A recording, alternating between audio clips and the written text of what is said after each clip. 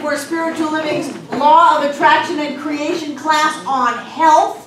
We always begin everything here with a spiritual mind treatment. So take a deep breath, get a little oxygen going on in your body, get yourself comfortable, scooch around a little bit. But the important work is to know. And what we know is that there is a presence and a power of health and balance and wholeness that permeates, penetrates, and fills all form. It is the cause out of which manifestation is created. It is our nature. It is our essence. And so I know that each one of us is created out of pure, perfect spirit. And that spirit is health and wholeness in every way.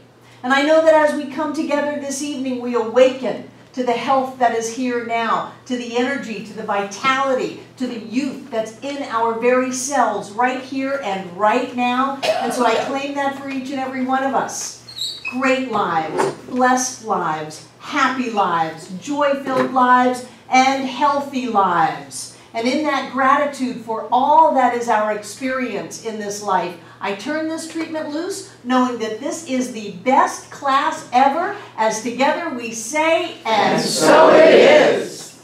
Good evening, good evening, good evening. Good evening. So this is health and the law of attraction and creation. Is there anyone in this class who has not been in the previous two classes? Welcome, welcome, welcome, welcome, welcome. I'm so glad that you're here. We've started off this series by talking about how we live in a reflective and vibratory universe. That the universe is actually vibrating, that matter is not solid, that everything is alive, everything is moving, everything is coming in and out of form very, very quickly. And that form is a reflection of our consciousness. It's a reflection of what we're thinking. It's a reflection of what we're saying. It's a reflection of how we're feeling. And in that creation of our lives and that attraction to us of the experiences in our lives, what we learn is to change the inside so that the outside shifts. And we've been having a lot of fun with this because it is not such serious, heavy stuff. All you have to do is change the way you feel and your circumstances change. If you feel really bad, you're going to create circumstances that are in alignment with that feeling bad. So you're going to have things show up that you can feel bad about. And if you're feeling really great, then you're going to attract to you and create in your lives things that are in alignment with feeling great. So this class isn't focused so much on the actual specifics of creation, as much as it is on the tendency to get ourselves feeling really good, feeling really blessed, feeling really happy, and then watch the quality of the experiences in our lives shift. A lot of people can come into this teaching and get very hung up on specifics and want to micromanage the universe. And so they don't want just a car, they want that particular car in that car lot. And what happens is the reason that they're looking for a car is still present in their consciousness. Like, why do you need a car? Well, I need a car because I don't have any money and I don't have a car. My last car blew up and then I had a fight with my boyfriend and yada, yada, yada. And so they're taking that energy and they're putting it into the manifestation of that car. So what kind of a car are they going to get? They're going to get a car that is reflective of, I don't have any money and I need a car and I had a fight with my boyfriend and life is really hard. They're going to get the lemon. Instead of changing the way that they feel so that they know that they're free, they go where they want to go, whether it's in a car, whether it's in a private jet, whether they get to walk where they want to go and they feel really good about it, that whatever that demonstration is, it's in alignment with this feeling great. So the circumstance shows up in that great feeling, and then they get to feel great with whatever they've got. I would rather feel great with a bicycle than feel miserable with a car. So what do I care how I get where I go, as long as I'm feeling good in the meantime? So in that changing of the way we see our life, we change the tendency of the experiences. So we're not just going to treat for $1,000 to pay our rent. We're going to know that we have an abundance of money, that we have more and more and more, and then whether it's $10, $1,000, or $1 million, it's all going to be in that alignment with more and more and more. So that's where we are for those of you who are just coming in tonight, and we've had some great homework. The first night we learned about Appreciation Gone Wild, where we spend 15 minutes every day appreciating something. And again, it doesn't matter what. What you want to do is learn how to decide what you're going to feel. The phrase that I've coined just over 2 weeks that I love so much is that in order to be master of your fate, you must learn to be master of your state, which means you need to learn how to bring feelings and emotions up at will and choose how you're going to feel no matter what's going on, and then the circumstances will come into alignment with that new feeling. So 15 minutes of Appreciation Gone Wild, you pick something, anything. There was a long time I would go and pick chocolate shakes. I got very familiar with the hop in West Asheville. I particularly liked the ease of driving through Burger King and getting a chocolate shake. You know, Wendy's has great Frosties, all of that stuff. I love chocolate shakes. And so I would just go off on chocolate shakes. They're creamy, they're sweet, they're chocolate. They're convenient, they're wonderful. I love to suck a thick shake through a straw, and it just makes me feel great. I get on a sugar high, and life is wonderful, and I just like chocolate shakes. It doesn't matter what it is. It could be a Diet Coke. It could be wonderful water. Boy, I love water. I went on a vision quest, 4 days, 4 nights, no water. No food, but no water. I am always grateful for water. Good, cool, fresh water. 15 minutes on water. 15 minutes one morning, I remember John and I were doing it on the remote control. It was great. It doesn't matter what it is. 15 minutes on my dog, 15 minutes on my husband, 15 minutes on my class, 15 minutes on anything, and then share just in one word, shout it out in the room what you felt at the end of the 15 minutes. Wonderful. Wonderful, ecstatic, happy, overflowing, expansive, overflowing. It was great. It was 15 minutes well spent, because what you did is you changed the brain chemistry in your brain. You created endorphins and enkephalins and serotonin and all kinds of things that then got you high. You learned how to get high at will. Now, people are paying a lot of money to get high at will, and you just learned how to do it. 15 minutes of Appreciation Gone Wild, and then last week we talked about money and the law of attraction and creation, and we were having our homework be 15 minutes of Appreciation Gone Wild on money. So I want to ask you how that was. Who's got a story about their appreciation on money? Ben and then Kristen. Do you know how far you can get on a credit card? Credit cards can go all sorts of different places to be happy about money. I do know how far you can get right now to be happy with money. It brings up the whole idea of vibration and agreement and illusion and energy and all of that. It ties all the banks together in the world right in your hand. Good for you. Good for you. Kristen. I had several things happen this week. The first is that I posted a picture of money, like 100 with a bunch of ones underneath it, and like everybody, my mom called me, "Where'd you get all that money? What are you up to?" And then I have a potential new living situation that's really exciting, and I got another client at work, so I'm going to be making an extra several $100s a month. And I got called to do old work that I had been doing, and I got to turn it down, which is awesome because I wanted to. So it's just been great. Good for you. Good for you. Yay, yay, yay. Kathy and then Karen. I wanted a Odyssey, and that's what I was focusing on and everything. And I just came back with my new Odyssey. Isn't it wonderful?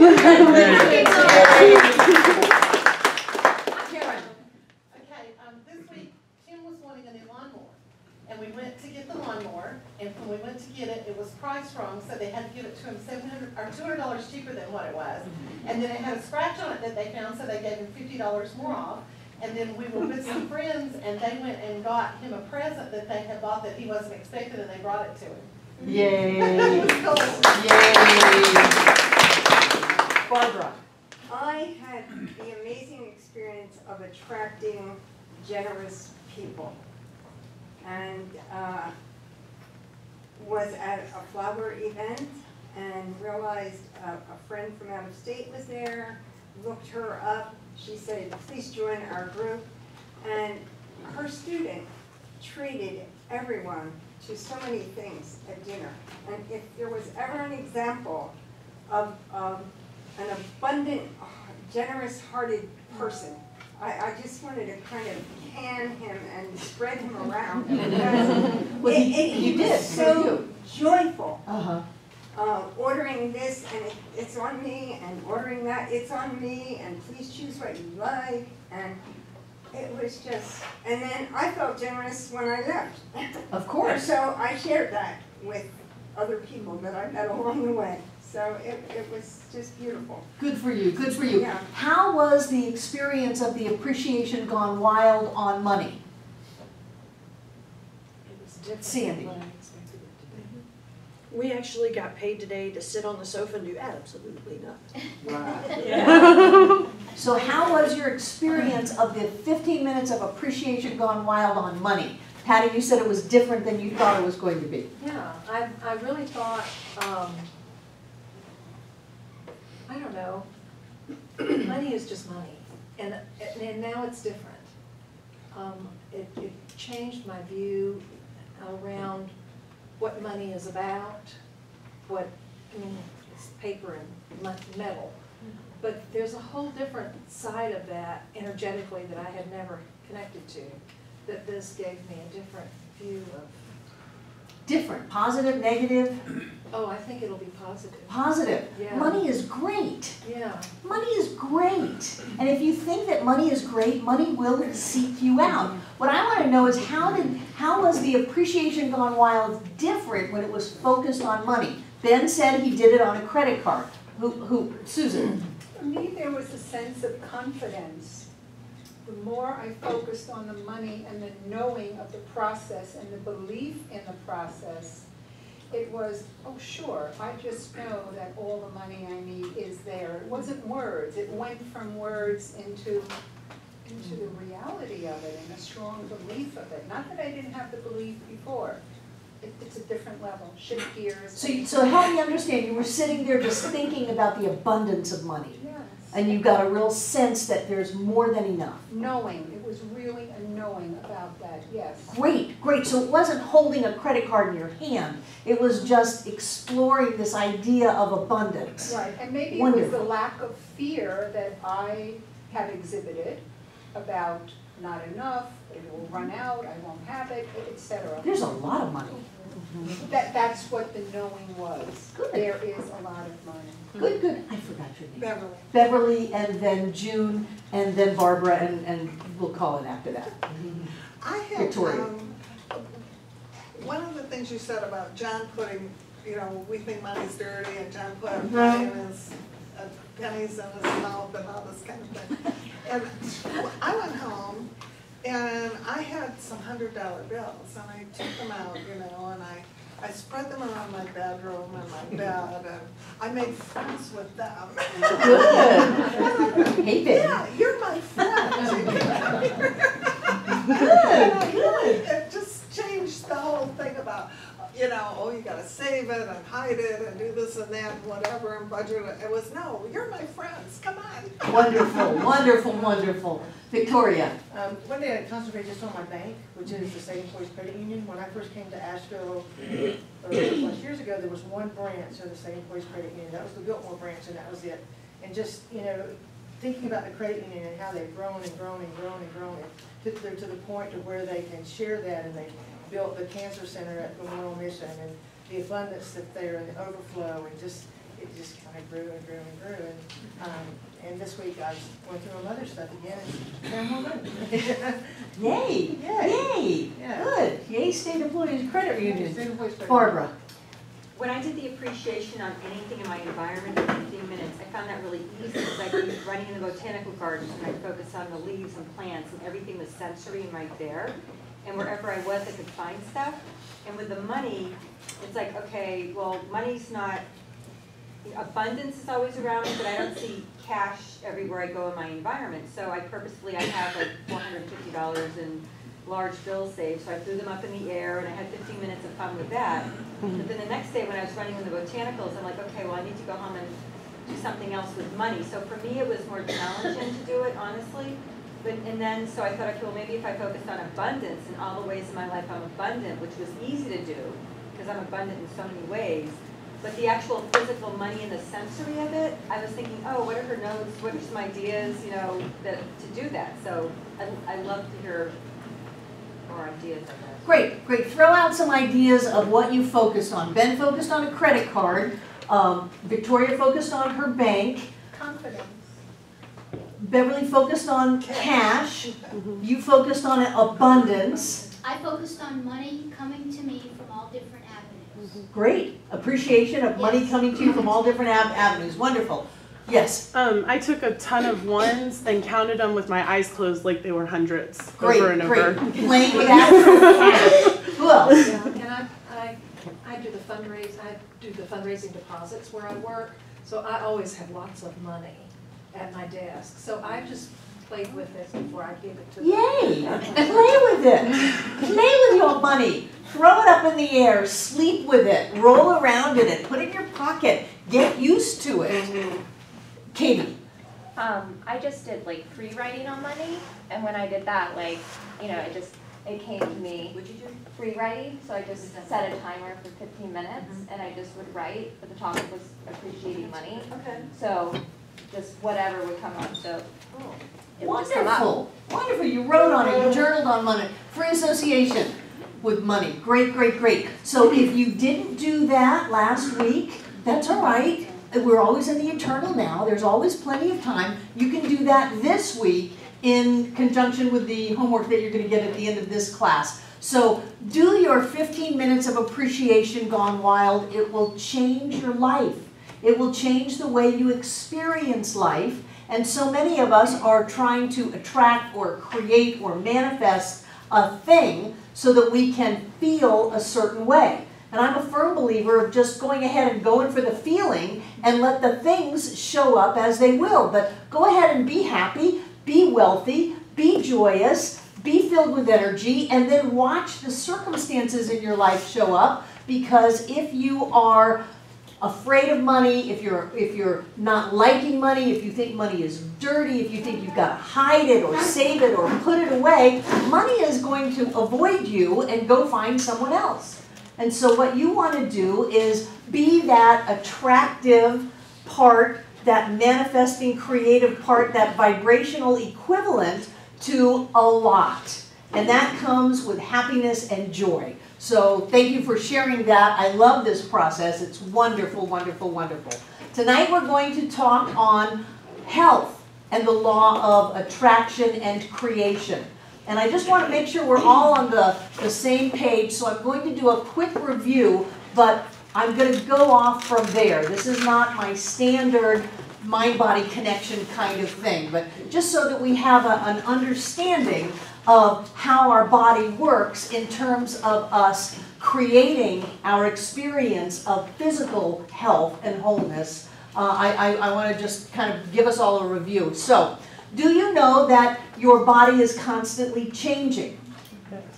Do you know that your cells are regrowing things like crazy?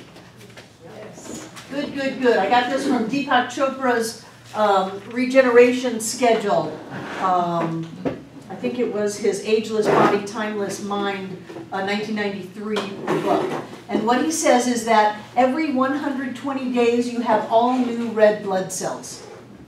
Every red blood cell in your body is brand new. Every 90 days, you have a brand new skeleton. So those of you who think that your bone density is questionable, just 90 days from now, you've got a brand new skeleton. Every 60 days, every cell in your brain is regenerated.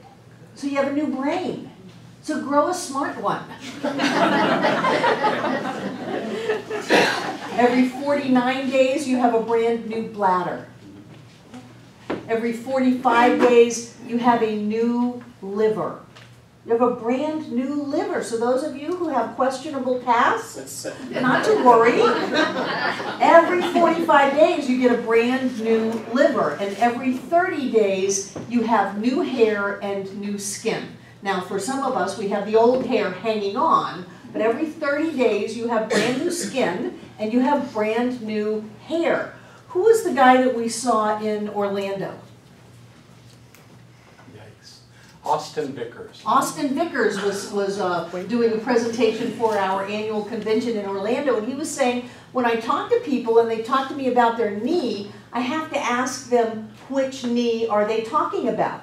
Because the knee that you have today is the knee that you created 3 months ago. Are you talking about that knee? Are you talking about the knee that you're going to have in 3 months? So I always question this idea of people saying, well, you know, I'm losing the cartilage in my knee and I'm looking at knee replacement surgery. That's fine, God is in the knee replacement surgery, but you have a new knee in 3 months.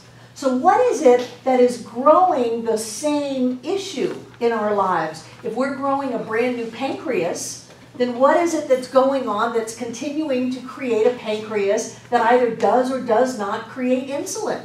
If we're growing new organs, new muscles, new arteries and veins and a new heart and all of that, then does our thought process affect what we are growing? And what is happening to most people is that they are regenerating the same problem over and over and over again in their physical bodies. And you know you've done that. You've regenerated the same problem in the same jobs. You changed positions, you changed companies, but it was the same job that you ended up with. You know that you've done that in relationships. Regenerated the same problem, only you picked somebody with a different name, different face, they lived in a different part of the country, and it was the same relationship. We recreate the problems and the issues in our lives over and over and over again. In this idea in Science of Mind of oneness, we go back to an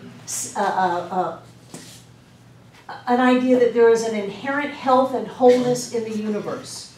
That if you cut yourself, you are not still bleeding from the first time you ever got cut. If you break a bone, the bone will heal. If you scar the land will regrow over that. That there is a balance, there is a health, there is a wholeness that is inherent in all of life and shows up in physical form. When we stop polluting something, it cleans up. I remember when Biscayne Bay in South Miami was supposedly dead. It was just dead. They had done all of this development. This was back in the 70s and the 80s, and they didn't have the laws in place, and there was 2 feet of silt on the bottom of Biscayne Bay, and it was just dead. Well, they stopped polluting Biscayne Bay, and right now it is one of the top sports fishing destinations in the world. Is Biscayne Bay, right next to all the skyscrapers and the train and the boats going in and out. It's clean and clear and pristine and beautiful because there is an inherent health in life. And so when we look at our bodies, we know that even if we are creating something in our physical form, underneath that, behind that, however you want to language it, there is an inherent health inside of everyone. And what we do is come into alignment with that health that is already there. And sometimes to come into alignment with the health that's already there, we just have to stop running away, stop affirming that there's illness or that something's wrong, and the body naturally comes into a state of health and wholeness and alignment. So we are constantly creating our bodies. Our genes are not set. No matter what you've heard from, well, fill out this medical questionnaire and tell us, did your mother have it? Did your grandmother have it? Have anybody have it? Well, then you're going to get it. That's not true. And in studies of children that were adopted into families, and they were not told they were adopted. As that child grew up, it took on the genetic predispositions of the family that it was raised in. And it did not take on the genetic predispositions of the biological family. So what you have is someone who is in an environment that says, well, we live long lives, or we die early, or something like that. And they take that on, and then they live that. And that work was confirmed in Bruce Lipton's work, a wonderful, wonderful book that he wrote called Biology of Belief. And what he learned is that if you take a cell, a healthy cell, and you put it in a sick environment, that cell will become sick. That it's not the inside of the cell, it's the outside of the cell. And if you take a sick cell and you put it in a healthy environment, it will get better. It will get healthy again. Because it's not the inside of the cell, it's the outside of the cell. And what we were taught in early 7th grade biology or whatever is that inside of the cell is the nucleus, and it's got all of this important stuff. And he's saying, no, not at all. That the brain of the cell is on the membrane. Now everybody take a deep breath. Because he also found that on the membrane of the cell are little teeny tiny crystals that are constantly giving out information and receiving information. They are talking to the cells around them and to their environment. That the cells are alive, they are self-aware, they are communicative, and the intelligence is about the outside of the cell. So, considering that every cell will either get sick or well depending upon its environment, what kind of an environment are you giving your cells?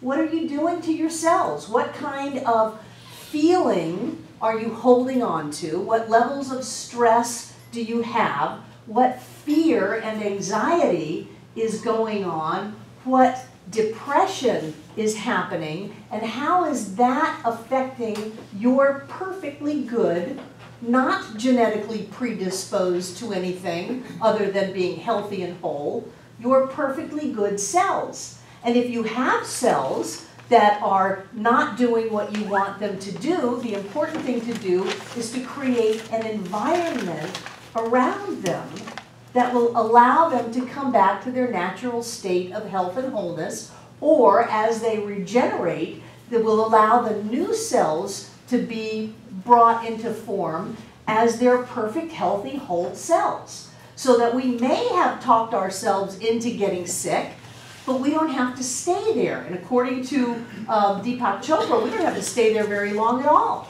That our bodies are changing very often. And then if you look at it not from a biological level, but from a quantum physics level, our bodies are actually snapping in and out of form millions and millions and millions of times a second.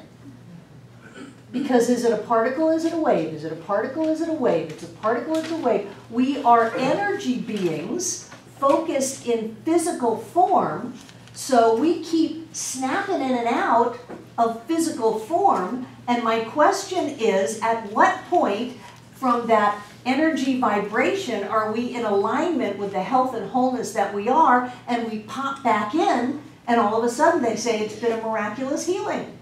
We had Cheryl Perry up just a little over a week ago on Sunday. They took an MRI of her skull and said, oh, no spinal fluid in your head, your brain fell. That's why you've had these terrible migraines for 15 years. Your brain's sitting on top of your spinal cord, and that's bad, very, very bad.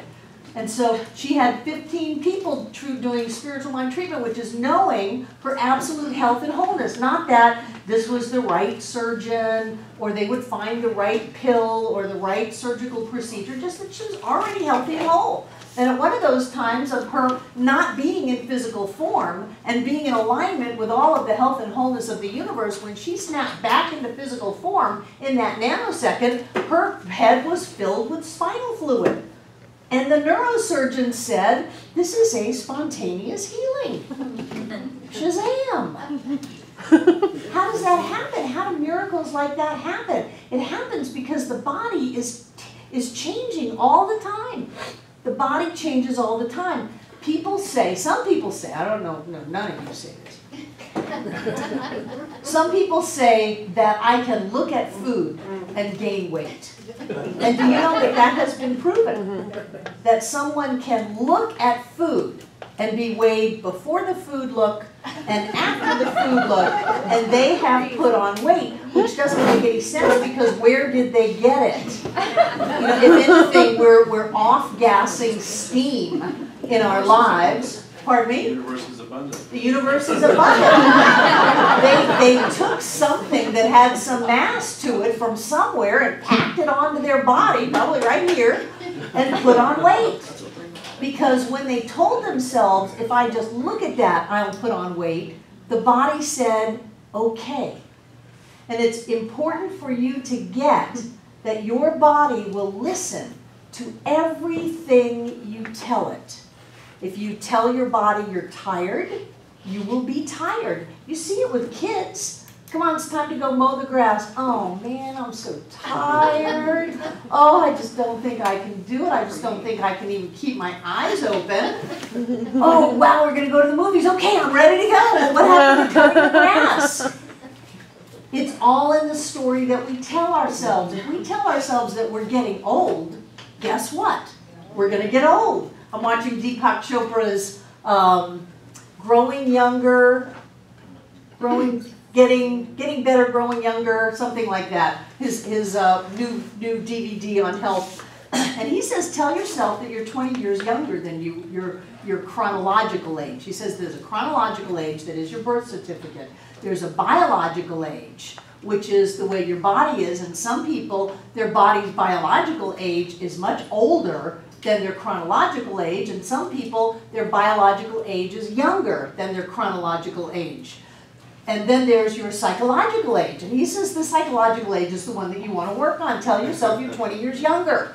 Tell yourself that, and then start acting like it, and what you'll find is that your biological age will get younger, and you'll have more energy, you'll be more flexible, you'll be feeling better, you'll be feeling younger. Because you tell yourself you're younger and your body believes you. If you tell yourself you're old, tired, sick, your body will believe you. And then it will be that way for you. Instead of, remember when you fell in love? You dropped 20 years just in that. All of a sudden, the energy is high, the hormones are going crazy. I don't care how old you are. The energy is high and life is great, and people go, what's going on with you? You look fantastic. Well, I'm in love. I'm in love. Don't sleep. Don't need sleep. You don't need sleep. No, no, no, no. And maybe before, just a week before, you were feeling over the hill and like you just didn't know what you were going to do. And all of a sudden, boom, everything changes. That's because the story, the internal dialogue that we tell ourselves has changed, and the body just snaps into it. You lose weight, you feel better, you're going great. That's what happens when we change the way that we talk to our bodies. So it's very important in this law of creation and attraction that we be mindful and even very self-directive on how we're going to talk to our bodies. So before I move into what I thought I was going to do next, I want to go over a couple of things. When HIV first became an epidemic, there was a test that could be given to people recently diagnosed with HIV to determine how long they were going to live, to determine whether they were going to be a long-term survivor or whether they were going to leave very quickly. And it's called the immune competent personality test. It's a personality test to see if your immune system is competent, if it can do its immune system stuff. If it can go in there and gobble up bad cells and have your body working well, because HIV is autoimmune deficiency. So I'm going to ask you these questions, and I don't want you to answer out loud. I want you to just take a deep breath, close your eyes if you want, and be very honest with yourself, because this is what you're telling your body. So question 1, do I have a sense of meaning in my work, my daily activities, my family, and my relationships? Do I have meaning in my life? Having meaning in your life helps your immune system be strong. Number 2, am I able to express anger appropriately in defense of myself? Do I stuff my feelings, dumb Dora doormat in transactional analysis terms, or can I stand up for myself? Can I say what I need to say even if it is the taboo anger? If you can do that, it helps your immune system to be strong. Number 3, am I able to ask friends and family for support when I am feeling lonely or troubled? Do I feel connected? And do I deserve to ask? If you do, your immune system is stronger. Number 4, am I able to ask friends or family for favors when I need them? Again, do I deserve to ask? And can I do that? And this presupposes that you have friends and family that will do favors for you. I mean, that says how you've structured your life. And if you have that in your life, your immune system is stronger. Number 5, am I able to say no to someone who asks for a favor if I can't or don't feel like doing it? Remember my incredible phrase yesterday, your yeses mean nothing if you cannot say no. Am I able to say no when it doesn't work for me? Number 6, do I engage in health-related behaviors based on my own self-defined needs instead of someone else's prescriptions or ideas? Do I say what's right for me, or do I listen to everybody else? Am I my own person? And if you are, your immune system is stronger. Number 7, do I have enough play in my life? When you play, your immune system gets stronger. All work and no play doesn't only make Jack a dull boy, it makes him sick. And then number 8, do I find myself depressed for long periods during which time I feel hopeless about ever changing the conditions that cause me to be depressed? Are you hopeless? Do you feel helpless? Those are actually prescriptions for cancer. So if you feel hopeless and helpless, it suppresses your immune system. And the last one, am I dutifully filling a prescribed role in my life to the detriment of my own needs? Do I live out of duty and obligation, at which time it might just be easier to die? If you do that, your immune system gets weaker. So what you want to do is you want to have a life that supports you being healthy, and you can actually change the way your immune system functions. There's 2 seats up here, 2 seats over here. So to summarize those, you want to have meaning in your life. You want to stand up for yourself, and if that means you get mad, it's okay. Get mad and get over it. You want to be able to ask for help. You want to be able to ask for favors. You want to be able to say no if that's the correct answer. And you want to be able to be your own person and do what's right for you, and you want to play. If you do those things, your body in its own natural state will get healthier, your immune system will be stronger, and it will kick into gear more, and you will experience greater levels of health and wholeness. So what do you think you're going to do this week? Play. You're going to play. You're going to stand up for yourself. You're going to think, do I want to do this, or am I doing this out of duty and obligation? Duty is duty. It is. Duty is duty. Duty. Don't do it. Don't do it. Be your own person. Live your own life, because if you don't live your own life, chances are you're going to die sooner than if you lived your own life. Truly. There are also some unconscious reasons that people get sick. Have you ever known anybody that is using illness as a way to completely control and manipulate everybody around them? Wow. So if you find yourself with some kind of illness or dis-ease outside of ease, check yourself out and be honest with yourself. Are you symbolically expressing through the physical some feelings that you are not able to express either with words or actions, or not able, everybody's able, that you've chosen to not express? Are you, what they call it is somatizing? Are you acting it out through your body because you're not willing to take responsibility to act it out up front? And that would be a broken heart, a pain in the neck, weak in the knees, not being able to stomach something. If you've got that going on, check yourself out and say, is there something that I need to bring out in my life so that I don't have to act it out? How about a result of unconscious childhood image? Like someone told you you were bad, you were a bad boy, bad girl, that no one would ever love you. And so you have to create that. I mean, this doesn't even go into sexual stuff, the things children are told. How about if being ill buys you something?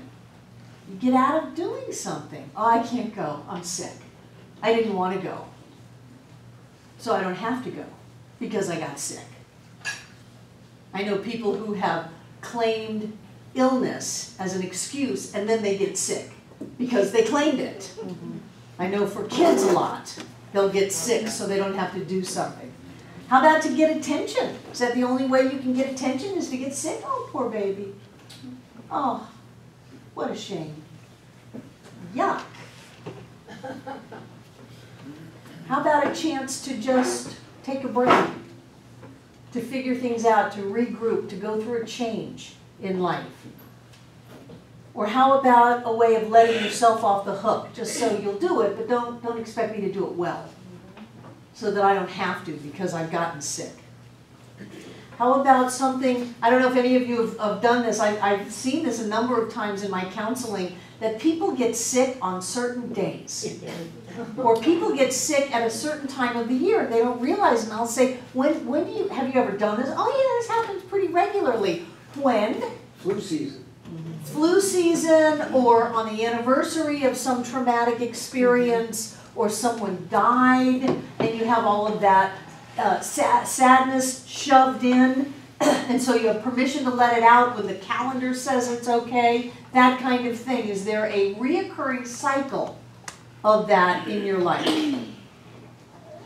It lets you get away with something, it stops you from having to do something, or do you punish yourself by getting sick? Well, life is supposed to be hard and things are going really good, so maybe I should just get sick just in case. Just in case, to make it a little more stressful, a little more difficult, just keep myself in line so I don't just fly out there into la-la land. People do this, they do this all the time. And when you realize that you are actually creating illness in your life, then you can start to create it differently. And one of the things that I want us to practice is doing appreciation gone wild on our physical bodies. And what I want you to know is that your body doesn't make a really big distinction between your big toe and your spleen. It doesn't make a big distinction between your nose and the state of the veins inside of your circulatory system. Your body doesn't make a big distinction between what you say to it. If you say, oh gosh, my back hurts, and then all of a sudden your kidney starts to have a problem, that's connected.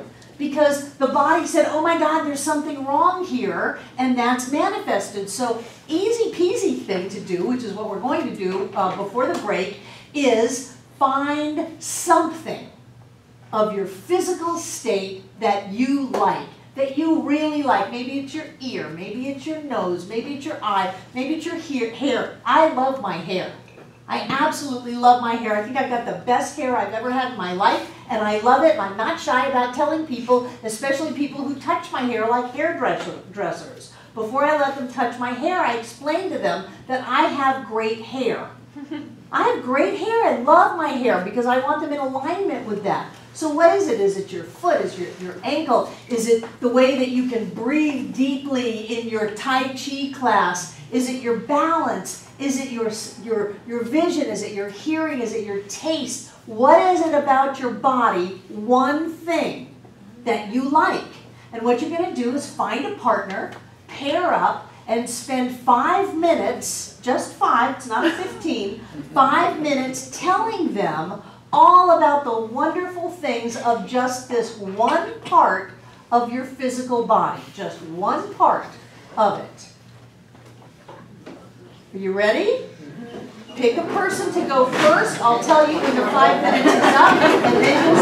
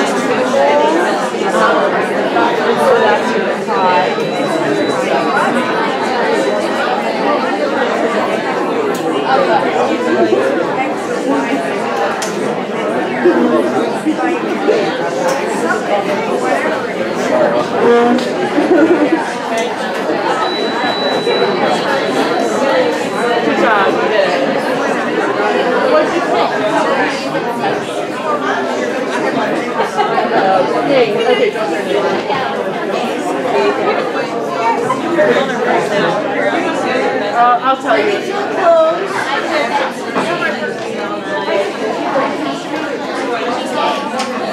Bring it to a close. Bring it to a close. How do you feel right now? Good. Good. Good. Good. How was that for you?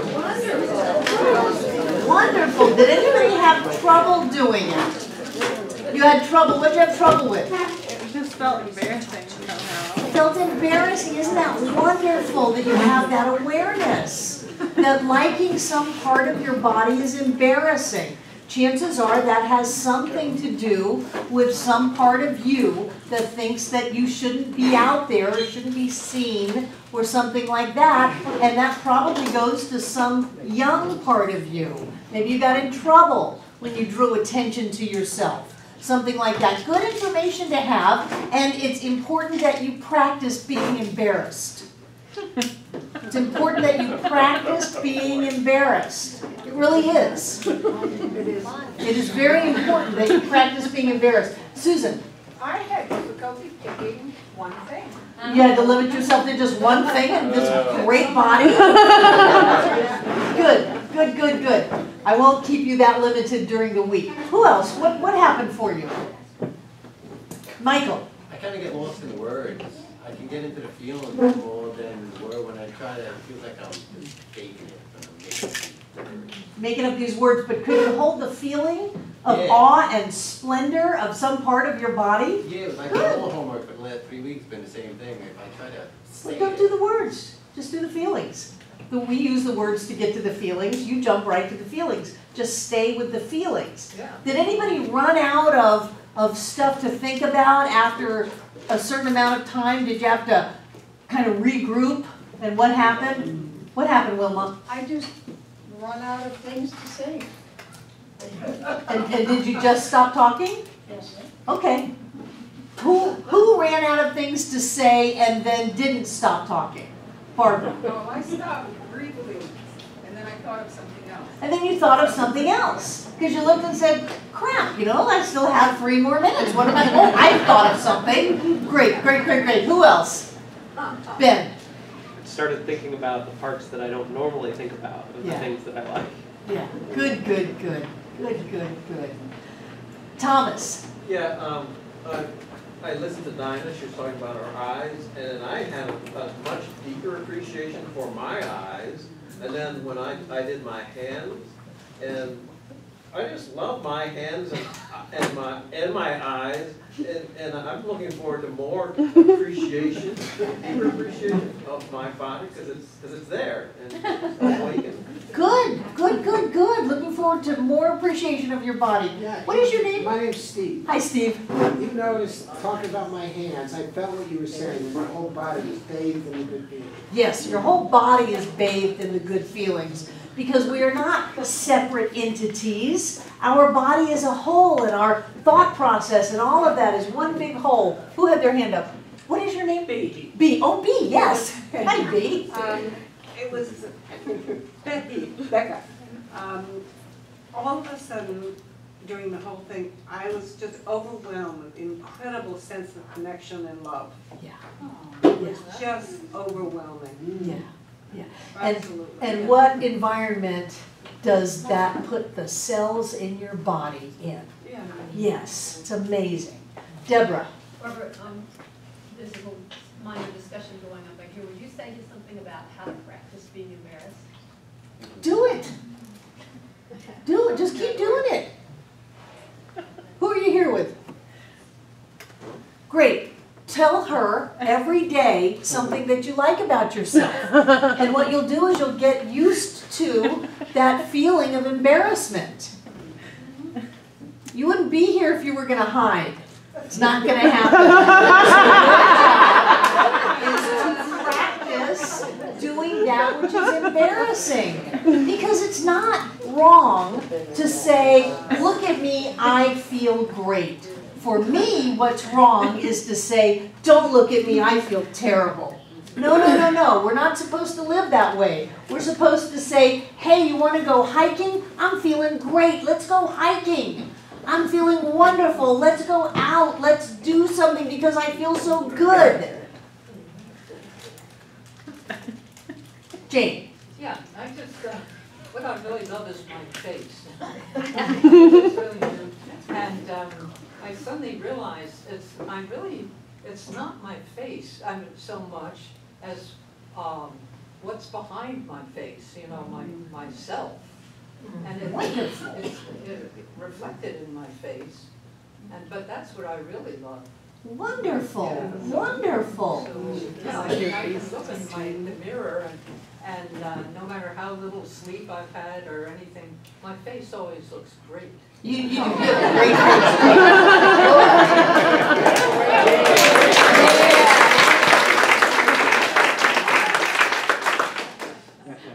What I liked about this was I always liked my eyes, but having 5 minutes to say all the reasons why and finding all more more reasons why. It was nice to explore that and find more ways of appreciating something that I like. Good, very, very good. What we're doing in this class is we're using the 15 minutes of appreciation gone wild to anchor in on the topic of the class. So what I'm going to ask you to do this week is to do your 15 minutes of appreciation gone wild on your physical body. Whether it's the beauty of your physical body, the health of your physical body, the strength of your physical body, whatever it is. And you don't have to be, you know, okay, now I have to make myself believe that I'm healthy when I'm not. Pick your toe. Just go for it. And let yourself be bathed in that self-love. That self-love is so healing. You know, Louise Hay, with all of her work with people who were experiencing AIDS, the big affirmation that she still uses is, I love and accept myself just the way I am. Just the way I am. And my big recommendation that I do in every class is that you get used to your physical body. Put a full-length mirror where you get out of the tub or the shower, so it will catch you buck naked. And then take a moment and find something that you like in that. That is a great elbow. Whatever it is. Instead of what so many people do is they create this image of their physical bodies as this caricature of something that's wrong, and they never challenge it by actually taking a look and saying, well, is that really true? Do I really look that way? Most people are terrified of looking at themselves naked in the mirror, and when you do that and you start to have a relationship with your physical body gets better. And there's nothing that says you should look like this or you should look like that. This is the way you look. So you might as well love the way you look right now rather than trying to turn yourself physically into something else. Because I can never get from here to the door unless I start here and walk straight through to the door. If I tried to say, oh no, where John's standing is much cooler, I should be over there. If I was really evolved, I'd be over there. And now I'm trying to walk from where John is out to the door. It's never going to happen. Because I have to start where I am. And where I am is great. Everybody's alive, right? We're all in physical form. We're all doing pretty good because we managed to get up and get here and be in class. We're doing great. Acknowledge your body. Touch your body. Pet yourself. Pet yourself. Touch yourself. Love yourself.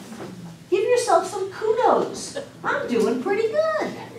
I'm doing pretty good. And what happens is your body takes that, and it doesn't just take it on that one thing that you're looking at. It takes it at every organ and every system and every tissue and every muscle and every bone. Every part of your body takes that. The same way that they could determine whether someone was going to be a long-term survivor or die very quickly right after the HIV diagnosis, you can affect how your body is by what you think and how you feel. So what we want to do is we want to start feeling great.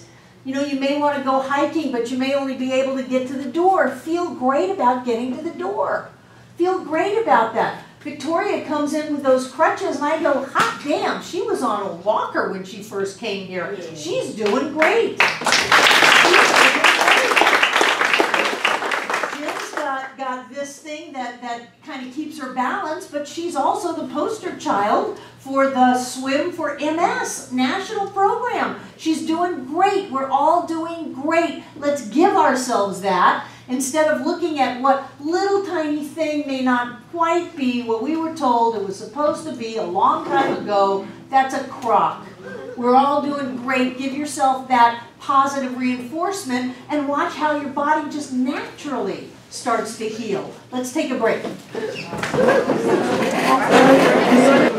How what you tell yourself affects the way that you feel. You can see how what you tell yourself affects the way that you feel. And you can see how the way that you feel affects your physical state of health and wholeness. There are all kinds of studies done about the effect that your thought has on your body. Not the least of which is the whole notion of placebos. And if you were here a couple of weeks ago, John did a whole great talk on placebos and how placebos work better the more pain someone is in. The more pain someone is in, the better the placebo works. And even when people were told that it was a placebo, the person taking it didn't want to stop taking it because it was working. So I don't care what you say, this is great, this is good, and I'm going to keep taking it because I feel better. I feel better because I've told myself that this thing is going to make me feel better. So what is it? Did the pill make you feel better, or did the thought about the pill make you feel better? The thought about the pill made you feel better. And one of the things that I find so fascinating is the pretty recent study done with arthroscopic knee surgery. That they took people, they did the surgery, they took people, they did a different surgery, a much more modified surgery. They took people and they just cut their knee open and stitched it shut. The people who just had their knee cut open and stitched shut got better the same amount as the people who had the surgery. Because they said, well, I must have had surgery, I've got stitches. And it's sore, you know. They took a scalpel and cut it open, but they didn't do anything to it. So that takes us back to the idea of which knee are you doing surgery on? Are you doing surgery on the knee that you grew 3 months ago, or are you regrowing a new knee with the idea of, oh, I got surgery and I feel better? So the knee regrows, it has the cartilage, it does all of that, makes you feel better.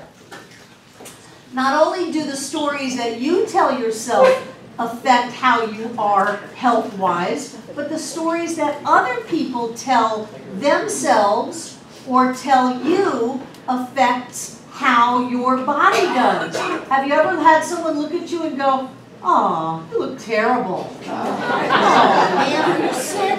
Oh, honey, are you sick? You just look terrible. You look flushed and clammy, and before you know it, you're getting sick. Because someone's telling you that. Or if you're around a bunch of sick people, chances are very high that you're going to get sick. Whether or not there's any germ or contagion or anything like that, their story about getting sick will affect you. Can I tell your blister firewalk story? Yes. My sister and I did our first firewalk together in 1984. And we went back into, at that time, we had a sanctuary, and this was in Miami. It had pews, and she was sitting there, and we were fine. She was sitting there, and she heard the people behind her talk about having little blisters on the bottom of their feet. And was it in that moment? So then she looked at her feet, and she popped out in blisters because she heard that. That's why when you do a firewalk here in a few weeks, you're not allowed to look at your feet because your feet are fine. Your feet are just fine. And as long as you don't go looking for trouble, you won't find trouble. I don't want to change anybody's relationship with their doctors, but I have a hard time going to a doctor and saying, I feel great, but just take a good look and see if you don't find something wrong with them. Because their job is to find something wrong with them, with me. I remember when John cut his hand wide open with a box cutter, and we were going to urgent care. There was flesh hanging out. And he said, I'm not going. And I argued with him a bit, and we turned around, and the next morning it was completely healed up. Wow. Because the story that we tell ourselves and the stories going on around us affect our state of health. There are children who are ill because their parents tell them they're sick, and they're sickly.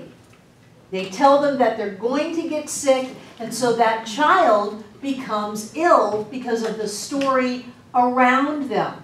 So I would encourage you to think about what story you're telling yourself. And one of my favorite stories is, what story are you telling yourself about food? You're putting the food in your mouth. And I always believe that if you're going to eat it, you know you're going to eat it. It's on its way into your mouth. There is no divine intervention going to stop you from eating it. If you're going to eat it, you might as well bless it. Don't curse it and then shove it in your mouth. Don't do that to yourself, because you're putting energy on your food and then shoving the food in your mouth, and that energy, that story is going into your body. And it doesn't just stay in your stomach. It goes all the way out into every cell of your body. So if you're going to eat it, be happy about it. There is nothing wrong with McDonald's. There's nothing wrong with McDonald's. There are plenty of people starving in the world that would love a McDonald's Happy Meal. They would love a Big Mac. They would love that. And there's nothing wrong with McDonald's if you're going to eat it. If you're going to eat it, bless it. But on the other side, listen to your body. If your body says, oh, I'm craving kale, and you go, I'm going to shove a Big Mac down your throat, maybe there's some disconnect between the inherent wisdom in your body and what you're doing. If you are addicted to something and you're in conflict about it, maybe you should question the wisdom of putting that in your body, whether it's crack cocaine or whether it's a Diet Coke. It's the feeling about it that you put into your body. And if you are doing something that your body really doesn't want, like you do it and then you kind of get nauseous, that should be a clue. If you put food in your mouth and it makes you sick to your stomach, maybe you should listen and say, what does my body really want? I've often found that when I'm getting ready to eat and I ask my body what it wants a drink of water. And I translated that in my head, instead of being thirsty, that I thought I was hungry.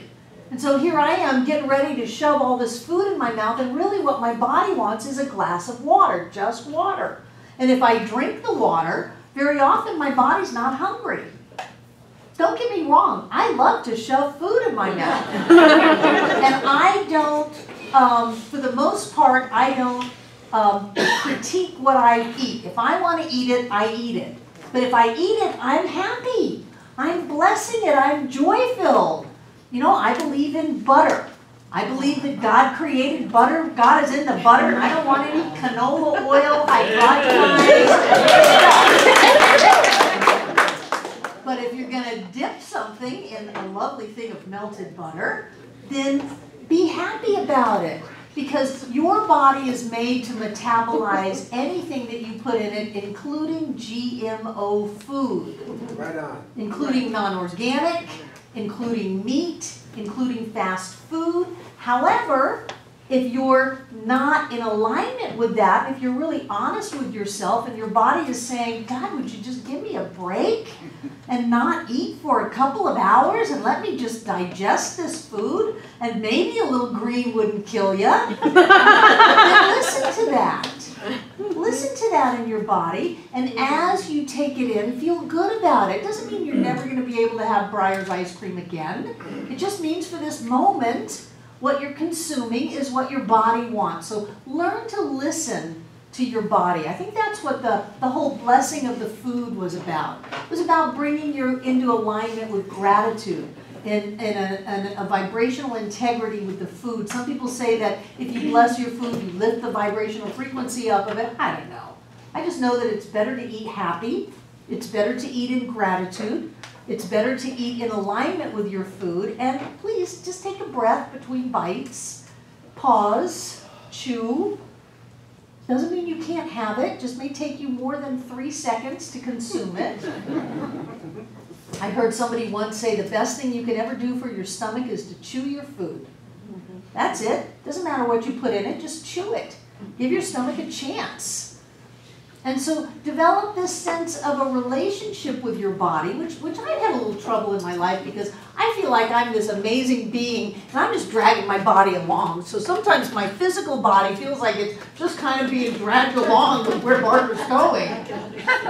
And then I have to stop and kind of check in and see what I want, and see where I'm going, and see what's happening. You know, oh, you really do want 8 hours of sleep a night? Those kinds of things. And what you do is you become a friend to your body. You become very careful about what stories you tell it, what you do to your body. The situation around you affects how your body reacts. I believe that if you're going to watch the evening news prior to going to sleep, you need to do some consciousness clearing before you go to sleep.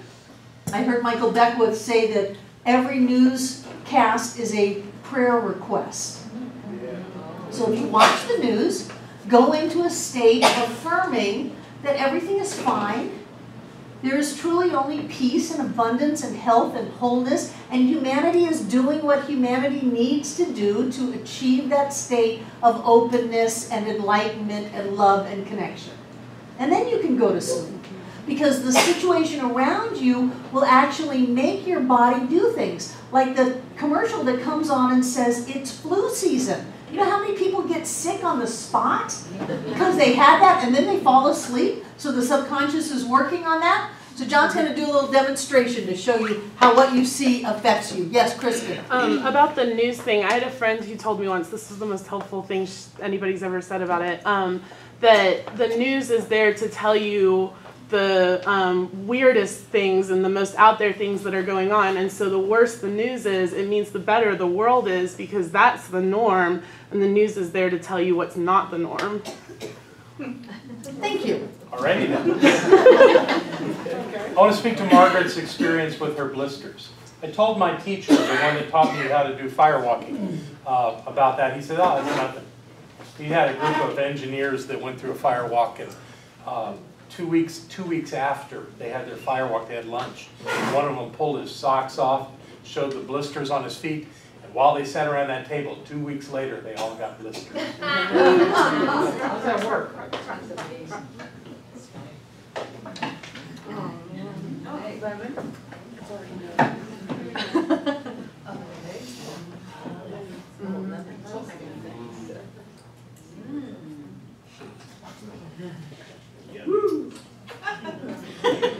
Okay, how many people in the room just salivated? Why? Did you eat a lemon? Well, why did you salivate? Your face. Your face is awesome. You could feel it because you have a history of knowing how that works. That if you eat a lemon, it causes you to salivate. So you took that information based on what I did, and you created an experience in your body without having any lemon juice in your mouth. You were able to create any experience with your body at any moment. You could sometimes by suggestion, but always by your thinking. It's your thinking that creates that. Not everybody had salivated, but some people did. Those of you that took that suggestion and had a thought about it and remembered experiencing that, salivated. Those of you that didn't. It's a choice. You're always a choice. You're creating your physical experience. You are telling your body what to do all the time. And you don't even have to use words. It's really not about words. Your feelings are telling your body. The vibration of your emotions are telling your body what to do and how to experience life. That's why certain emotions will create responses that create absolute physiological experiences in your body. You're creating it all. You can create it the way you want it. Listen to what she's saying. Thank you.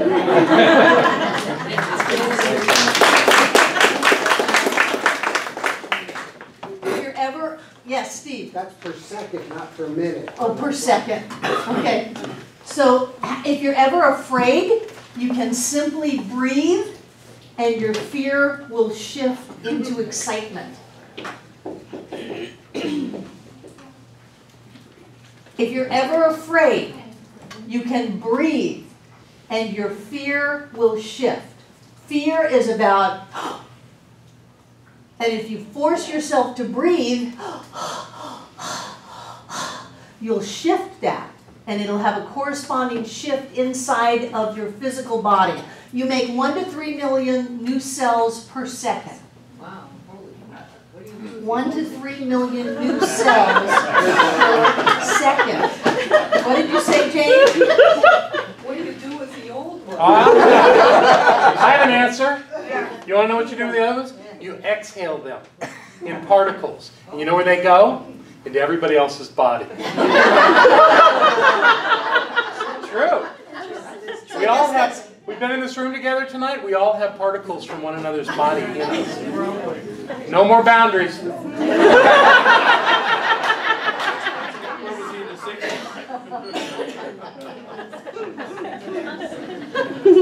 So you can have your body recreate something that it's been recreating over and over again if you dwell on it, just like watching John bite the lemon. How many people sit around and tell stories about their illnesses?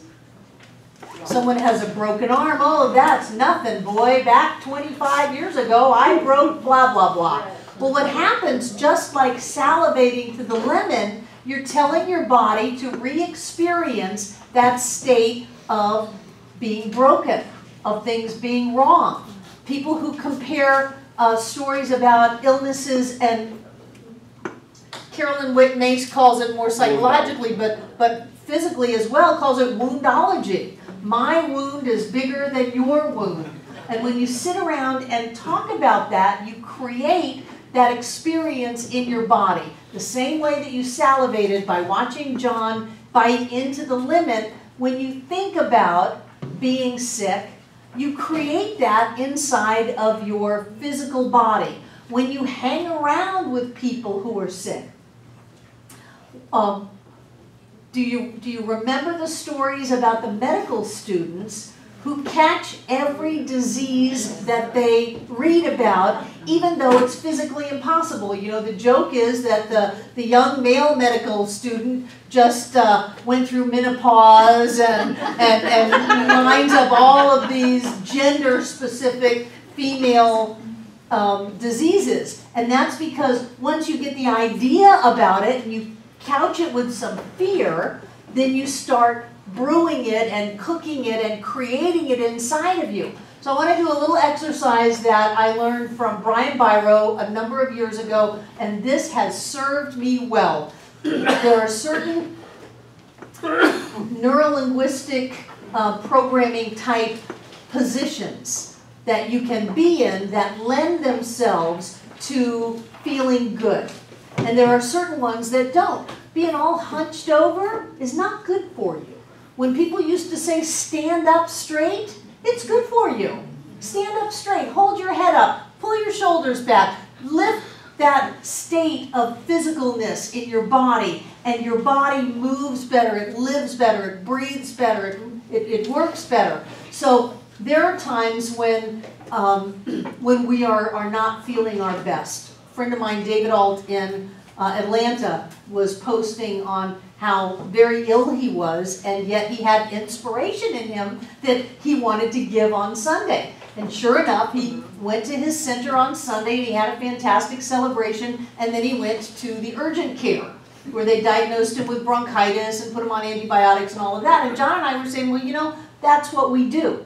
Because we have work to do. If we're not feeling well, we'll just take it and set it aside, and then we'll go do what we need to do. What always I question is why I pick it back up. When I go home, let's say it's after Sunday and now I have time to be sick because it's Sunday afternoon, that's kind of my downtime. Why do I pick an illness back up and put it on when I just set it aside? So I've used this technique from Brian Biro a number of times. I've used it to break a fever. I have used it to stop feeling ill. I've used it to get better very quickly. And I want to just share it with you that this works. Everybody stand up.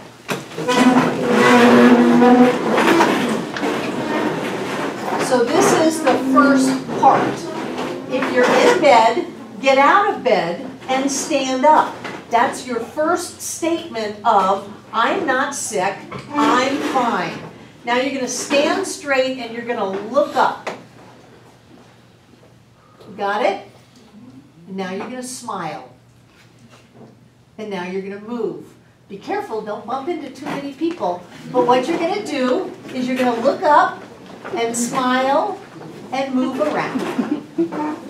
And what that tells your body is that you're healthy, you're up, you're engaged in life, and the body snaps to it.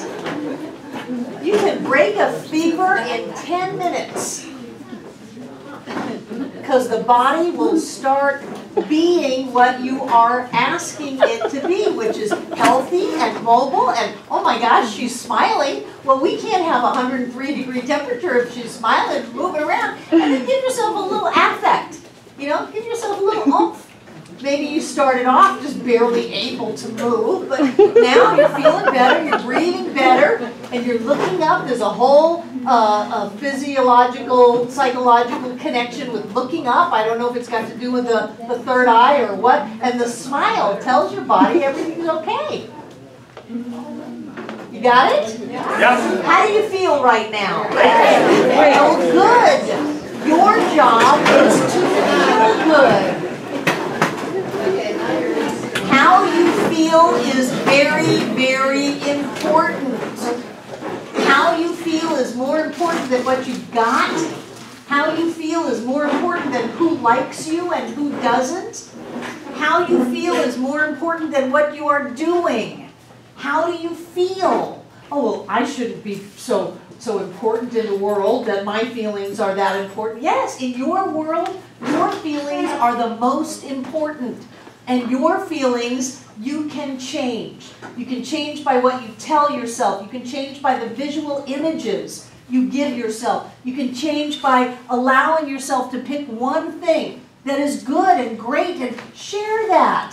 Share that with the world. Wouldn't it be great to do a YouTube 15 minutes of appreciation gone wild on one part of your body? Wouldn't that be wonderful? This is me, and this is what I've got. I've got the best finger in the world. Oh, let's use this one. I've got the best finger in the world that moves. I used to do meditations on my feet. I was really grateful that they carried me around. You know, I'm hard on my feet, more so in my younger years when I wore high heels all the time. And I would be grateful to my feet for letting me stuff them in those things and doing everything that I did all day and all night, every day. So in my meditations, I would be grateful for my feet. I love my feet. And my feet are very healthy and strong. So pick something. It's the story that you tell yourself. It's the environment that you're in, whether you're creating that environment with tales of woe, drama, trauma, television news stories, or whether you just hang out with people who like being sick. And then you can go down that list. What is their payoff for being sick? Is this the only way that they get attention? Is this their only validation? Are they getting out of doing something because they're sick? Do they get to do something because they're getting sick? What is that? And you can be a little bit of an analyst so you don't just get sucked into, oh, I guess we're all going to be sick. We went out to dinner, we all breathed on each other, and you know it's flu season, so I guess it's just doomed. The stories that you tell yourself, the environment that you put around yourself will affect your physical health. Talk to your body. Tell your body it's strong. Tell your body that it's healthy. Tell your body that you love it.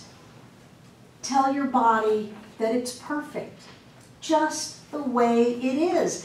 God didn't stop being God at the point of cellulite. Your body is perfect. Your body is an amazing factory. It's a chemical factory. Everybody take a deep breath. Let it out. What just happened for you to breathe was amazing. Thousands and thousands of processes just for you to hear me say that, for you to have an awareness of what that was, for you to make your lungs expand and to contract, for all of the oxygen to go in, go around your bloodstream, go to all of your cells in your body, take out the the waste, the 1 to 3 million waste products, bring it back, breathe it out, let it go. All of that was amazing. You're amazing. You took a breath. And yet all of the amazing things that we do often go by the wayside while we pick one thing that didn't look like we thought it should look, that wasn't the way we thought it should be. We take one thing and we pick at it, pick at it, and pick at it, and we grow a problem because we are picking at it. Instead of saying, it's nothing, it's nothing. Ernest Holmes did his first healing treatments when he worked for the city of Venice in California for their parks department. And he was out in the park one day. He had just started doing mental science lectures. And he was out in the park one day, and a kid was there whose hands were covered with warts. Ernest took his hands, did a prayer over them, knew that the skin was healthy, the hands were clear, and that every cell in this child's body was a manifestation of the health and wholeness of spirit itself, and the next day all the warts were gone. This kid, Reginald Armour, was a lifelong student and assistant of Ernest. He loved him. That was his first thing. He didn't go, oh, that's gross. He didn't do that. He said, that's not there. Your hands are healthy. And the hands believed it. And the child, in his innocence, believed it. And so the hands were healed. And then I'm reminded of what was that Arnold Schwarzenegger movie? Was that Kindergarten Cop? Where he had a ferret and the kids are going, it's a tumor, it's a tumor. And Schwarzenegger says, it's not, I don't have a tumor. But don't we do that? We see a little bump and we go, it's a tumor, it's a tumor, it's a, oh my God, it's a tumor. I know it's bigger because you squeezed it and turned it all red. It's nothing.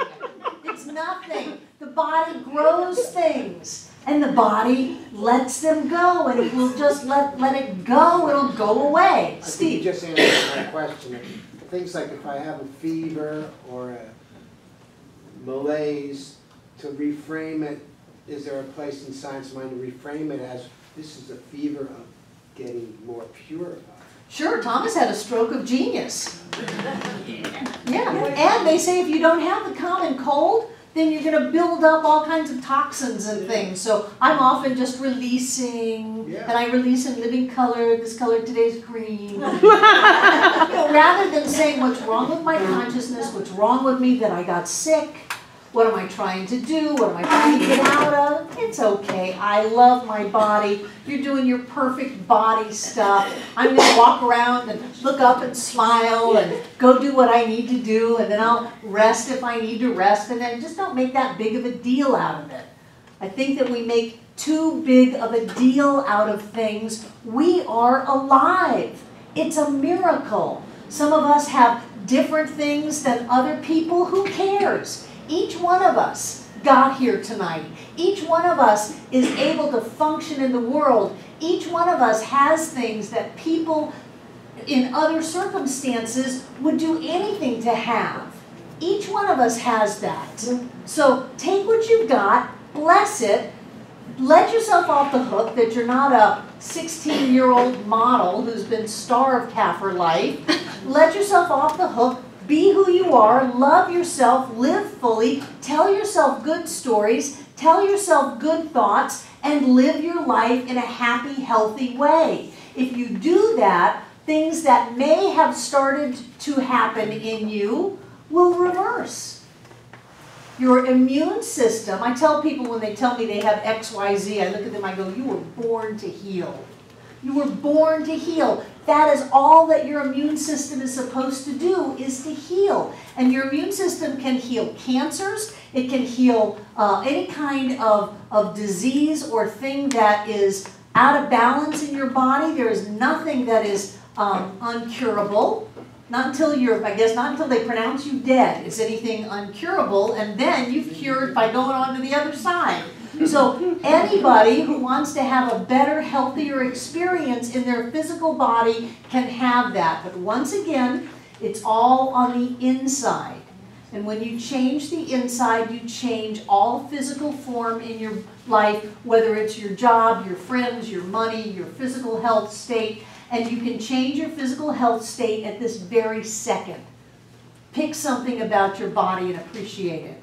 When you have to lift something heavy, thank your body. When you've got, a zillion Ingalls bags and they're all hooked on each finger, and you take them off and you get these little ridges on your finger. Thank your fingers for being so strong, being able to carry 20 of those things at once. When you're out pushing the push mower, give your body a kudos. Way to go.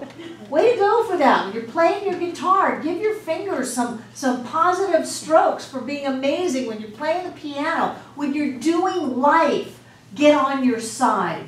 Start telling your body stories about health and wholeness. I don't care what happened to people in your family. I've known people who've had a grandfather and a father die at a certain age, and they're coming up to that age. And so, am I genetically predisposed to keel over dead in 6 months or not? You don't have to wait till you get that kind of motivation. Just wake up in the morning and feel good. Tell yourself that you're 20 years younger than you are. Pay attention to the food that you eat. Bless it if it's going to go in. And think about what you're putting in. Check yourself out. Don't be afraid of food.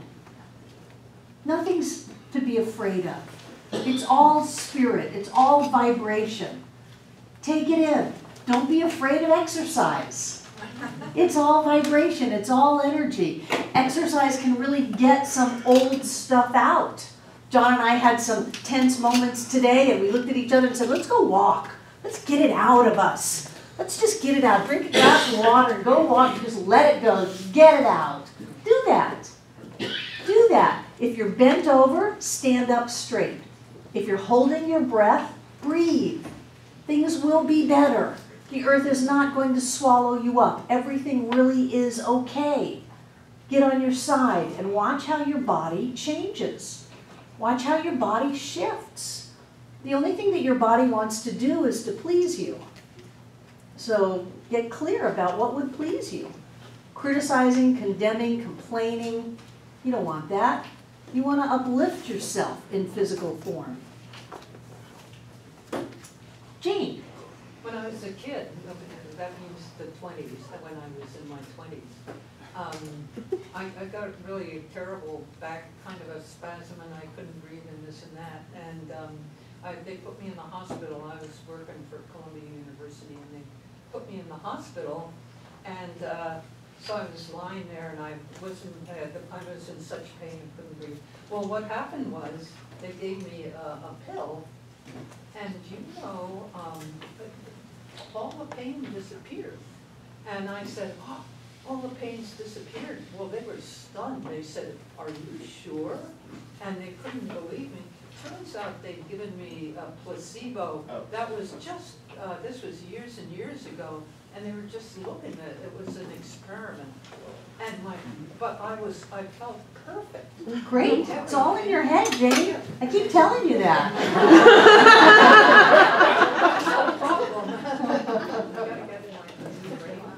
A couple of more just tidbits. Sing. If you only sing in the shower, sing in the shower. What that does to your body is amazing. If you listen to music, be mindful about the music that you listen to. Listen to things that are going to lift you up, because once you put it to music, it's going into your right brain. You're often not paying any attention to it, and it'll go right into your belief about what's happening now. So there's CDs in the back. David's got great music. If you're going to listen to music, be careful about what music you listen to. And listen to music that lifts you up. Sing, laugh. Norman Cousins, they said, you're going to die. He said, not here, I'm not. He could only get across the street to the hotel. They rented videos of slapstick movies, not videos, old 16mm tapes of slapstick comedy movies, and he laughed himself back to health. So laughter is very good for you. Fun is critical for your immune system. Joy and happiness will get you better. It will make your body healthier. So your job this coming week is to do 15 minutes of appreciation gone wild in reference to your physical body, not some abstract thing. Stay focused on it. If you've got to do your left toe, do your left toe. What a great left toe you have. Some people would love to have that left toe. Chet. Do you want to do it one time or to do it every day? Every day, every day. You are doing 15 minutes of appreciation gone wild every day. The first week was just pick anything. Remote control, water, anything. The second week was money. What about money? Hold money, play with money, gold, silver, checks. Check was an amazing appreciation gone wild. It's kind of like the credit card. It just takes you out all over the world. So this week it's about your physical body. Love your body. Take a look at your body. There's still people who are afraid to look at their body. Look at your body. It's a great body. It's a body. Yay. It's your point of focus in time and space. Yay. Michael.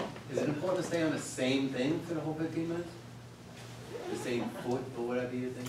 I would at least try, because some people will try to slough things off and move on. Oh, okay, I've looked at that elbow long enough, now I want to move into the thing that I really like, you know? And so I would caution you that you might use that as a way to disengage through some hidden belief about something not being okay. So pick something, you know, if you've got blood sugar issues, appreciate your pancreas. Appreciate it. It's amazing. They used to say that type 2 diabetes was incurable. Once people went on insulin, you were just written off. Now pancreases reheal themselves all the time. And what they say is, okay, we're going to put you on this and then we're going to monitor it and we're going to pull you off, you know, as your pancreas is feeling better. So if your memory is an issue, do appreciation gone wild on your brain cells. Focus on whatever it is that you're used to discounting. Appreciate. And if you can't get there, pick something that you appreciate all the time and just appreciate it more. Because what happens is your entire body is flooded with a sense of well-being, that it is safe, that it is loved, and for that your body will do anything. People can pick entire cars up if they need to. Your body will do whatever you want it to do. And a little bit of love and appreciation goes a long way. Any questions? This is our website. People were asking. The videotape and the audio tape, the audio faster than the video is uploaded. It's uploaded onto our website, and this is our website name, CSL Asheville, because we are a Center for Spiritual Living. CSLasheville.org is our website. We have free downloads. We've got a number of books that are on the website and old radio shows of Ernest Holmes. We've got, I think, like 6 or 8 years worth of Sundays and classes, and there are some great books on that website that are read by Barbara Waterhouse. The Science of Getting Rich by Wallace Wattles, The Science of Being Great by Wallace Wattles. Those kinds of things are just there so that you can give yourself something to make yourself feel better, to laugh, to feel better. And what you'll find is that things that were going on in your body will stop, and things that you are being more grateful for will come forward. Like, wow, look how strong I am. I used to not be able to do that long. Now look at me, I'm feeling great. Your body will snap in and do that. Don't you think it's time you read a new book? I'm in the middle of doing the original Science of Mind textbook, but thank you for thank you for sharing my inner critic.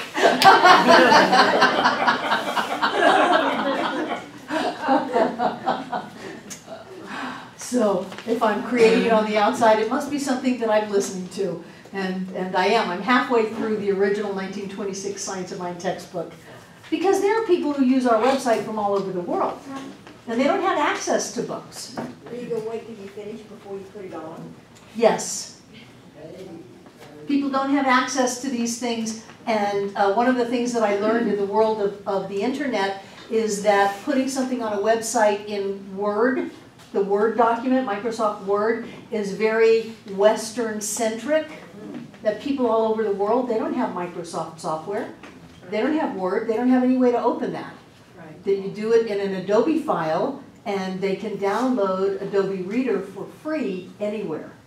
So everything is always saved as a PDF, as an Adobe file. I never thought about that. I never thought about that, but we have people all over the world that are opening up the books, that are opening up the videos, that are opening up the audio files, and getting something that says you can have your life the way you want it. I don't care where you are or what's going on. You can have it right now. And it's a wonderful, wonderful resource. So I encourage you to check out the website and see what's on there. Any other questions before we close and go be happy and healthy? Yeah, I just wanted to know what you think about like checkups. I mean, going for regular checkups and going to the doctor and just routine thing, or, you know, with nothing. God is all that there is. Right. We are spiritual beings living in a vibratory and reflective universe. So whatever it is we are holding within us is going to come on the outside. So the way that you go to the checkup is important. If you get something that is a surprise, and you say, oh no, that's terrible, all is lost, then you've just taken that and cemented it in, oh no, that's terrible and all is lost. If you can take that and go, well, there's a road sign for you of some area that I have some healing and some growing to do, then you can do that. There's nothing wrong with medication. God is in the medicine. You know, it's like sometimes, would you just go take some antibiotics and be done with all of this instead of looking at what I'm holding in my consciousness? Whatever you want to do is fine. I personally don't just put myself out there to say, can you find anything at all wrong? Because I'm feeling great. Maybe if I wasn't feeling great, I would want to use the medical profession as a tool to help myself get to feeling great again. But my first tool is my thought and my feeling. I know that if I'm in a car accident, I want to go to the hospital. If there's blood involved, I think we should use Western medicine. But other than that, I know that people, they create things. It's like women's breasts.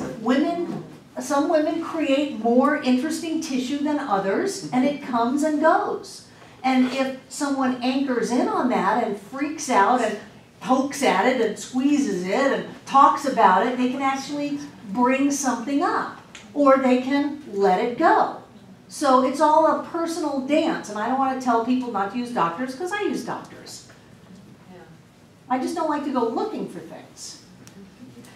Any other questions? Wonderful, wonderful. Take out what you're going to give. Hold it in your hand.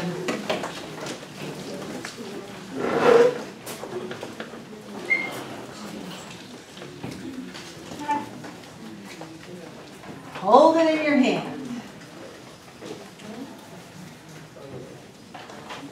And just feel it. This is money. This is checks. These are good. Feel it. Feel all of the energy, of all the joy of the people that have touched it. Feel all of the things that have been bought with it, the money that's been passed to other people and the joy that they've taken with it. If it's a check, feel all of the connection to all of the banks and all of the commerce and flow of money around the world. This is great. And we are abundant, prosperous, spiritual beings living in an abundant universe symbolized by this gift. So I know that that is the energy in which we give this gift tonight, knowing that we come from our fullness, we come from our abundance, and we give this gift to the Center for Spiritual Living Asheville, knowing that it prospers this center, that everybody who walks in the door gets a little bit of that gift of money. Their lives are a little bit better. They have a little bit more fun. They buy a little bit more stuff. They're a little bit more free with their money, all because we decided to show up. So we give this gift with that vibration and that attraction and creation of abundance and prosperity and more than enough, knowing that as we give, the universe comes together to give back to us more than we can ever give away. So we get ready.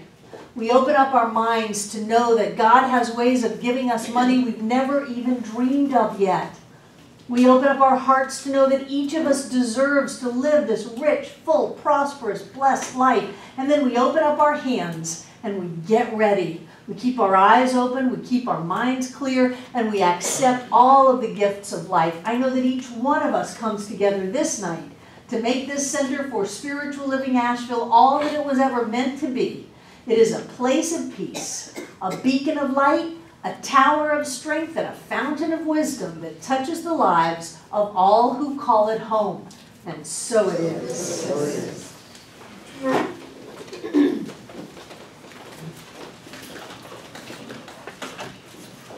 Feel the money moving. When the money moves in the world, the money moves in this room, the money moves in this life. Each of our lives, money is a constant flow, just like breathing in and out. It comes into our lives and we celebrate it. We're grateful for it, and then we give it back out again. And it goes out with gratitude and celebration and comes right back. In a constant flow, we stand in the flow of abundance of life itself. And I know for each one of us that we are filled full to overflowing with everything that we choose to have in our lives, with abundant health, with more than enough time, opportunities, experiences, and with an abundance of money. I know that each one of us enjoys money. We play with money. We have fun with money. We love money, and money loves us. And I know that everything in these baskets is blessed. It holds the awareness of prosperity and abundance for all. I know that that energy fills up this room, goes around this world, and awakens people to a bigger and better life with more energy, more time, more health, with more food, more clean water, more shelter, more peace, because our lives continue to expand, and that expansion touches everyone on this planet. I know that each one of us is blessed right here, right now, and so it is. So it is. I love you guys. Have a wonderful, wonderful week.